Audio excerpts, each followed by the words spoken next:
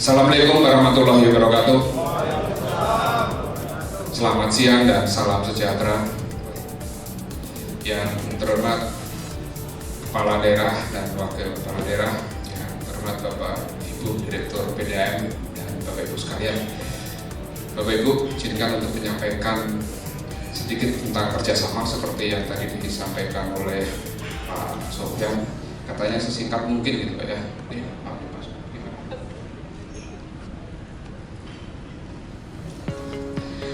Oke, kita mulai Bapak ya. Saya ini orangnya nggak biasa basa-basi Bapak, jadi agak susah kadang-kadang kalau diajak basa-basi. Oke, lanjut Mas. Nah, ini sebenarnya yang menekankan Bapak bahwa tujuan otonomi daerah, tujuan pendirian BUMD itu seiring dengan tujuan didirikannya negara Bapak ya. Jadi kalau kita lihat di sini semuanya saling mendukung gitu ya. Terakhir kalau kita lihat tujuan BUMD kaitannya dengan perekonomian, kemudian kemanfaatan umum dan mencari laba gitu ya. Lanjut Mas. Oke. Ini penekanan bahwa ketika kita membentuk pemerintah daerah, tujuan utamanya adalah untuk pelayanan publik gitu ya. Kalau dulu sering dibilang untuk apa sih ada pemekaran gitu ya. Ya untuk mendekatkan pelayanan gitu ya. Jadi esensinya adalah kepada pelayanan publik. Nah, kalau kita lihat di pemerintah daerah, yang pasti atau yang paling utama adalah pakai SKPD, kemudian belakangan ada BLUT gitu ya. Kita sebenarnya sudah ada sejak lama Bu ya, BUMD itu sudah ada sejak lama. Tetapi BLUT sekarang berkembang terus Bu ya, karena BLUT itu nempel di SKPD dan bisa dikatakan proses pendiriannya juga lebih mudah gitu ya. Sekarang ketika kita mau mendirikan BUMD, prosesnya agak sedikit sulit Bapak Ibu. Jujur saja tahun 2022 ada sekitar 30 lebih usulan pendirian BUMD, hanya 6 yang disetujui. Yang lainnya sementara harus melengkapi dokumen lagi gitu ya. Jadi kalau kita lihat di sini tujuan pendirian BUMD yang agak susah Bapak, kaitannya dengan kelayakan bidang usaha. Kalau kebutuhan daerah di air minum itu semuanya pasti butuh, tapi begitu bicara kelayakan bidang usaha agak susah Bapak, gitu ya. Beberapa usulan kami kembalikan untuk melengkapi dokumen, gitu ya. Biasanya kaitannya dengan jumlah pelanggan existing sementara yang masih kecil, gitu ya. Dan kemarin teman-teman di Aceh mengusulkan pendirian pelanggannya masih 3.000 gitu ya, kemudian membentuk BUMD. Nah itu agak susah gitu, karena nanti begitu dibentuk BUMD ada, kalau teman-teman akuntansi namanya agensi kos gitu ya, ada gaji direksi, komisaris, nanti harus ada SPI, ada KAP gitu ya, kemudian ada pajak badan usaha gitu ya, akhirnya nggak akan cukup uangnya nanti gitu ya. Oke, jadi dari ketiga ini kita masih bisa memilih nanti. Nah kalau kita lihat dari tiga pilihan ini Bapak, sebenarnya BUMD ini yang paling fleksibel. Apa yang nggak fleksibel di BUMD? Sangat-sangat fleksibel. Tapi kalau kita lihat dalam praktek gitu ya, fleksibel ini apakah selalu membawa kita ke kemajuan? Kalau ditanya kenapa sih teman-teman di SKPD membentuk BLUT Bapak?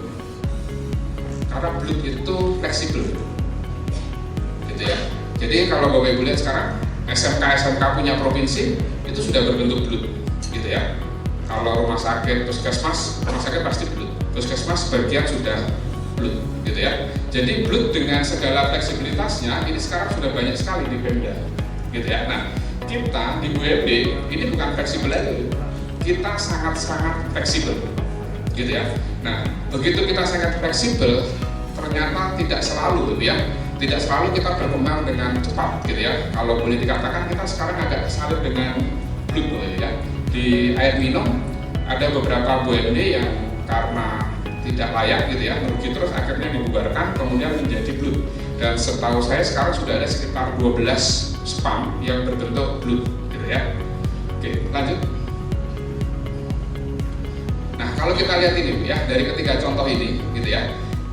Ini perbankan, ini air minum, ini aneka usaha gitu ya. Kalau kita lihat di sini BPD, BPR.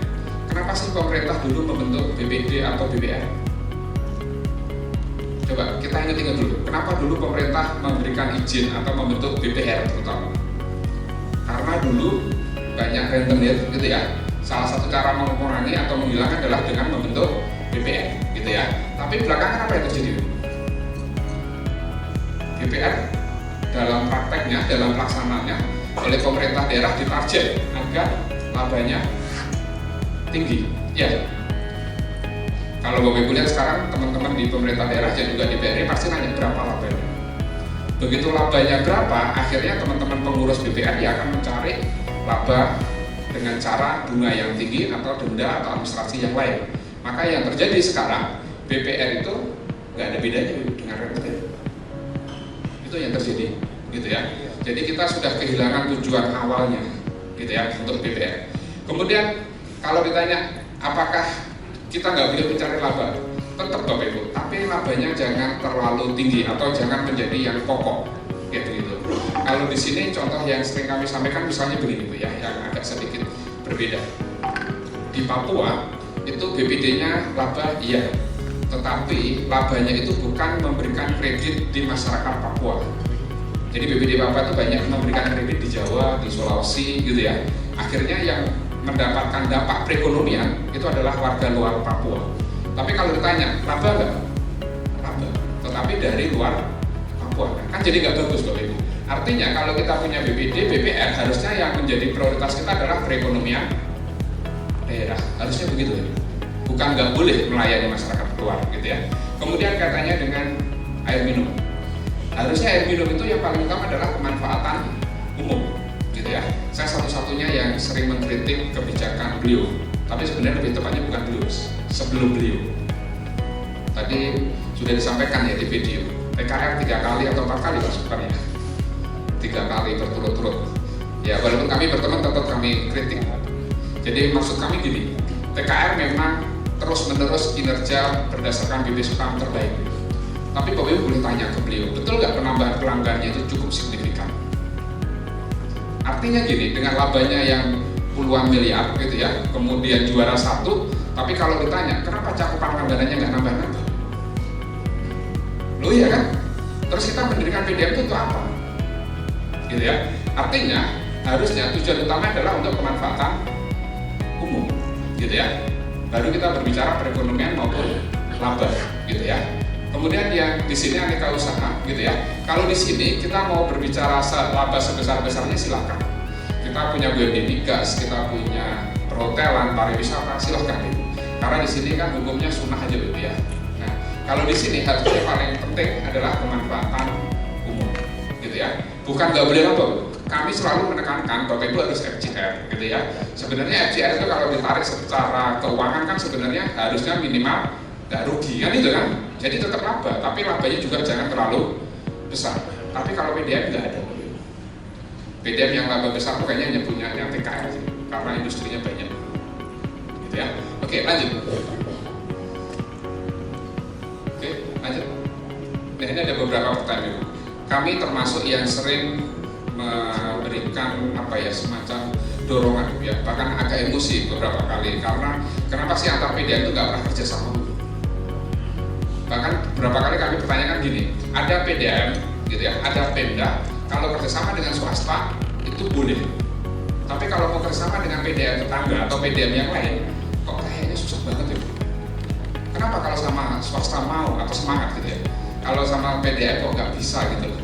Makanya kemarin waktu kami membuat BUMD Award gitu ya, kami usul itu bagaimana agar penilaian kerjasama itu menjadi poin yang besar, angkanya besar. Ya, salah satunya adalah untuk mendorong kerja sama, ya begitu ya. Termasuk kemarin Pak Sofyan kerjasama dengan Tangsel, gitu ya. Jadi kami pengennya BPR kerjasama TKR dengan Tangsel itu menjadi best practice, gitu ya, menjadi contoh, gitu. Jadi jangan selalu kita berharap bahwa kalau kita punya masyarakat itu harus kita layani, gitu ya. Harusnya yang penting itu masyarakat terlayani, bukan harus PDM kita yang melayani.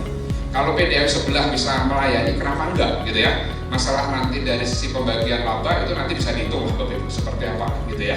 Oke, lanjut masih ada beberapa.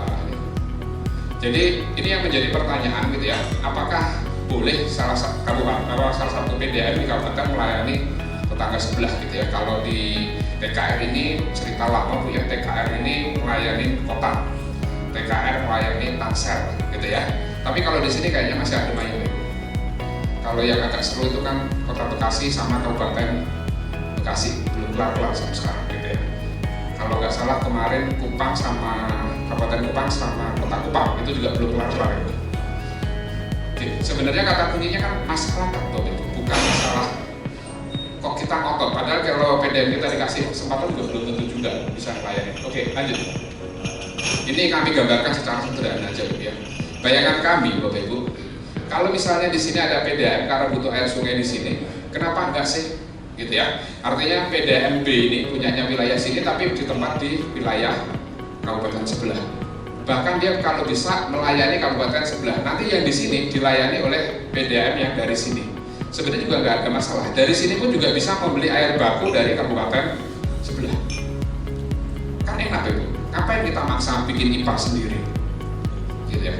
Kalau misalnya di sini, kalau misalnya saya gambarkan secara sederhana di sini, apa iya kita di sini mau bikin IPA sendiri? Kenapa nggak beli aja air baku dari sini? Nanti kita salurkan sendiri. Atau kalau di sini ini dilayani PDAM sebelah, masalah nanti pembagiannya ya silahkan didiskusikan, gitu ya. Yang agak rumit itu, Bapak ya. Kalau saya lebih bahasa sederhana gini, yang lebih jengkelin gitu ya. Dilayani PDAM sebelah protes, tapi dilayani swasta boleh. Itu yang bikin gak enak kalau penyelesaian masalah, gitu ya. Oke, lanjut. Ini sebenarnya hampir keseluruhan permasalahan PDAM, gitu ya. Kalau kita lihat sekarang masalah PDAM, kalau dari jumlah pelanggan itu ada 107 PDAM, pelanggannya di bawah 10.000. 10.000 itu bukan berarti nggak bisa FCR gitu ya, tapi sebagian besar itu tidak FCR. Nah, permasalahan tidak bisa FCR itu kalau kita tarik, Bapak ya, pendapatan PDAM itu dari mana terbesar? Pendapatan air kan? Pendapatan air itu rumusnya cuma dua, tarif dan volume air terjual atau terdistribusi. Nah, kalau tarifnya nggak pernah disesuaikan, bagaimana PDAM mau meningkat? Kalau kita bicara mau meningkatkan volume air terjual, kalau TKR ini gampang, banyak pabrik gitu ya, banyak industri. Nah, kalau Bapak Ibu pasti andalanya adalah rumah tangga. Nah, kalau mau pasang SR 1,5 juta per SR terus nggak punya uang, gimana mau nambah pelanggan kan gitu kan?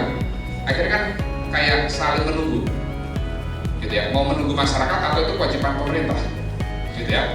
Belakangan ada proyek MBR, Bapak Ibu semangat, ada proyek MBR, gitu ya.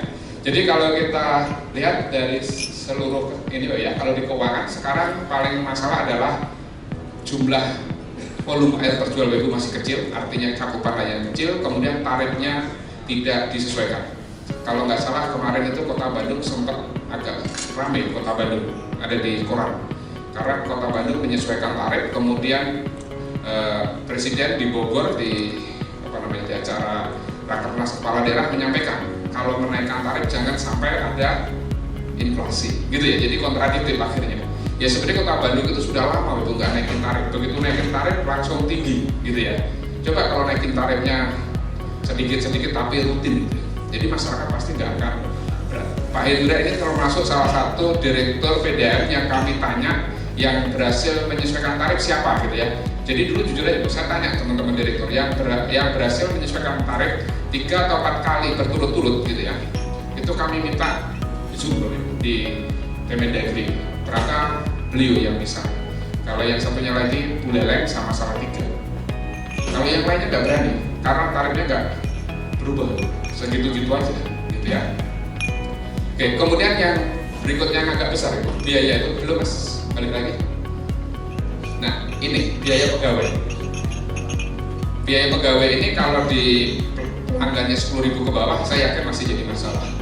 Kemudian biaya pegawai ini kalau PDAM-nya sudah besar, ini bukan menjadi masalah, tapi agak tidak efisien. Jadi ini ada PDAM besar di depan. Kami sering sampaikan itu, kalau membuat aturan gaji itu, ya gaji itu jelas aja, besar-besar, nggak usah disembunyiin, gitu. Jadi ini sering kami sampaikan karena beberapa kali kami mencoba melihat struktur pengeluaran, gitu ya, biaya penghasilan untuk direksi dan dewas itu beberapa kali kayaknya nggak terlihat. Kalau misalnya Bapak Ibu mau cek lagi, di sana ada Pak dari Kota Ponti. Dulu sering saya undang teman-teman SKPD. Coba dicek pembayaran asuransi Dapenmanya gimana? Apakah benar masuk 40% atau di luar? Atau pakai pembagian laba? Ya ternyata itu ada sebagian itu pakai pembagian laba, enggak bagian dari 40%. Kayak begitu Bu. Jadi kalau bahasa saya tricky lah gitu ya. Nah ini yang Bapak Ibu harus cek gitu ya. Jadi ketika tarifnya naik gitu ya, ternyata pengeluarannya juga besar. Kenapa kok besar? Karena tadi biaya pegawainya yang besar gitu ya. Oke, kalau yang lainnya di sini kalau masalah kebocoran, oke lah itu teman-teman kementerian PU ya. Kalau di sini masalah tarif Bapak Ibu ya. Oke, lanjut Mas. Oke, ini soal kerjasama. PP 54 2017 disusun itu Bapak Ibu.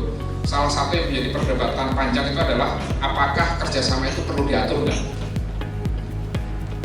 Bapak Ibu yakin nggak kalau kerjasama diatur itu akan mempermudah Bapak Ibu? Coba sekarang kita ingat ya, perusahaan itu bisa terus berkembang gitu ya, itu karena kerjasama. Artinya apa? PDAM dari pagi sampai pagi gitu ya, atau sampai nanti yang dilakukan adalah kerja sama, bisnis itu bersama. Jadi kalau kerjasama mau diatur, kira-kira nanti mempersulit Bapak Ibu nggak? Makanya kalau Bapak Ibu lihat di PP 54 Permendagri 18 bisa dikatakan itu hanya normatif aja pengaturannya. Kerjasama itu bisa joint venture, bisa joint operation, kemudian yang lainnya sesuai ketentuan peraturan perundang-undangan. Bahkan di PP 54 itu hanya dua, joint operation sama joint venture, gitu ya. Jadi kita nggak ngatur sama sekali. Di Permendagri 18 itu hanya menambahkan kerjasama itu mitranya aja Bapak Ibu. Mitranya itu yang bonafit lah, ya begitu. Nah, dari diskusi kami dengan teman-teman yang nyusun saat itu kesimpulannya adalah kerjasama itu tidak perlu diatur. Makanya kalau Bapak Ibu tanya, kok nggak diatur? Apakah kami nggak bingung? Ya sebenarnya dari zaman dulu kan nggak diatur kerjasama. Di Kemendagri yang dulu juga diaturnya umum sekali. Nah, kita mulai bingung Bapak Ibu, mulai ada pertanyaan ketika pemerintah mengeluarkan gitu ya kerjasama KBBU. Begitu KBBU itu bisa 25 tahun, bisa 45 tahun, kita baru bingung. Boleh nggak kita kerjasama nyontek mirip KBBU? Gitu. Nah, kalau kita runtut lagi, apakah kita harus mengikuti KBBU? Enggak, karena KBBU itu berarti di sana ada uang pemerintah pusat, kan itu kan? Atau ada uang pemerintah daerah. Nah, kalau benar-benar B2B, berarti bukan KBBU. Kemarin banyak sekali teman-teman nanya karena pemerintah mengeluarkan Perpres, kemudian peraturan LKPP 19/2015 ya tentang tata cara pemilihan mitra kerjasama. Pertanyaannya adalah apakah dalam kerjasama itu harus pakai peraturan LKPP? Enggak Bapak Ibu. Itu benar-benar murni B2B gitu ya. Jadi kerjasama itu bisa dikatakan kita tidak mengatur karena kalau kita lihat model kerjasama cuma dua, joint operation mau joint venture. Nggak ada lagi Bapak Ibu. Kami pernah diundang di Depok kalau nggak salah ya, di temannya Pak Felix soal kerjasama. Kita jawab juga sama, teman-teman PU juga jawabnya juga sama, gitu ya. Jadi lebih tepatnya adalah silahkan Bapak Ibu membuat peraturan internal. Nah baru nanti Bapak Ibu atur kewenangannya. Kewenangan yang ada di kepala daerah yang mana, kewenangan yang di direksi yang mana. Jadi kami nggak mengatur, karena kalau kami atur, saya yakin itu akan membuat bisnis Bapak Ibu itu akan susah nanti. Oke, lanjut. Nah, oke, kita lihat ini yang terakhir. Ini ada Pak Bupati, ada Pak Wakil. Cara membacanya sederhana aja, Bapak Ibu. Sebenarnya teman-teman PDAM sudah tahu ini sebenarnya. Gitu ya. Ini sengaja saya tutup Bapak Ibu. Ini pernah saya tampilkan. Kalau Bapak Ibu lihat di sini, gitu ya. Ini beban, gitu ya. Kemudian ini pendapatan, gitu ya. Jadi kalau di PDAM pendapatan terbesar adalah dari pendapatan air, non air ada. Gitu ya, tapi nggak besar. Tapi yang paling banyak adalah pendapatan air. Berarti kalau pendapatan air itu terkait dengan tarif dan volume yang tadi, gitu ya. Kalau pendapatan non air yang paling besar adalah sambungan baru, gitu ya. Kemudian kalau yang lainnya nggak banyak, beban atau di sini biaya yang harus kita keluarkan. Yang paling banyak di sini adalah pegawai. 40% itu untuk pegawai, gitu ya. Kemudian kalau kita lihat lagi, Ibu, belakangan, gitu ya, listrik mulai naik, gitu ya. Tapi kalau kita lihat dari biaya pegawai, gitu ya, ini sebenarnya ada Bapak ya, rata-rata berapa sih teman-teman di sini mengeluarkan biaya pegawainya, atau pegawainya rata-rata digaji berapa, gitu ya. Ini sengaja saya tutup Bapak Ibu. Kami pernah tampilkan ini waktu kami diundang di Banjar, Kalsel, gitu ya. Kenapa kami tutup? Nanti Bapak Ibu kalau baca ini nanti agak bingung, gitu ya. biar Pak Sofian aja nanti cerita berapa rata-rata biaya pegawainya. Ya wajar Ibu, karena pelanggannya sekian kan itu kan. TKR itu 181 ribu itu belum termasuk yang apa namanya ke industri gitu ya. Kalau yang ini agak sedikit aneh Beb ya. Pelanggannya besar, kota Banjarmasin sama kota Bandung pelanggannya besar tapi nggak FCR. Ini juga menjadi pertanyaan bagi kami. Pelanggannya besar nggak FCR. Tapi kalau diruntut ke belakang, biaya pegawainya, gaji pegawainya rata-rata paling besar seluruh Medan ini ternyata adalah di kota Banjarmasin. Kalau di bukunya KPU tahun 2001 rata-rata, kalau dibuat rata-rata ya, biaya pegawainya per orang 23,4 juta. Oke, lanjut Mas. Oke, terima kasih. Baik, aplaus buat Pak Riris Asyukur Bogotino. Kita kalau melihat dari sebelumnya, mohon maaf sebelumnya saya masih memanggil, mana tahu ada kepala daerah yang hadir. Ini Pak Bupati Kabupaten Kuburaya yang diwakili oleh Dewan Pengawas. Selamat datang Pak yang hadir. Kemudian Bupati, Wali Kota Padang ya mungkin sudah hadir atau mewakili. Selamat datang.